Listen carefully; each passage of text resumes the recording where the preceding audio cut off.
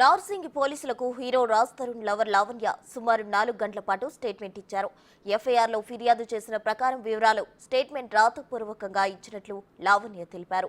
తాను మాట్లాడిన విషయాలను పోలీసులు వీడియో రికార్డ్ చేశారని చెప్పారు. ముందు ఇచ్చిన ఆధారాలతో పాటు కొత్తవి కూడా ఇచ్చినట్లు తెలిపారు. మళ్లీ విచారణకు రావాల్సి ఉంటుందని పోలీసులు చెప్పారన్నారు. తాను ఇచ్చిన స్టేట్మెంట్ ఆధారంగా ఇప్పుడు దర్యాప్తు ముందుకు సాగుతుందని ఆశిస్తున్నట్లు లావణ్య తెలిపారు.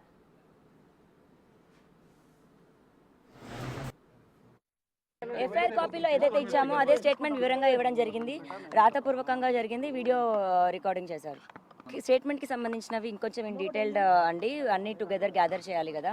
ఒక రోజులో 2 రోజుల్లో అవేది కాదు. అవన్నీ గ్యాదర్ చేసి కొన్ని ఇవ్వడం జరిగింది. మరి ఇద్దరు అబ్స్కాండ్ ఉన్నారు కదండి, వాళ్ళు చెప్పాలి.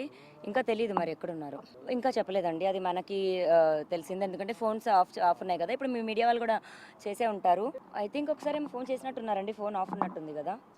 4-5 ఏమని ఇచ్చారు అంటే ఏం జరిగిందో అదే ఇచ్చానండి. వాళ్ళు ఎలా పరిచయం, నేను ఎందుకు వాళ్ళని కాంటాక్ట్ అవ్వడం జరిగింది, కాంటాక్ట్ అయ్యాక వాళ్ళు నాకు ఎలా రెస్పాండ్ అయ్యారు, ఎలా నన్ను థ్రెట్ చేశారు, ఎలా వాళ్ళ వివాహేతర సంబంధం గురించి మాట్లాడారు, దాని గురించి నేను మాట్లాడింది, అవన్నీ డీటెయిల్డ్గా వివరించాను.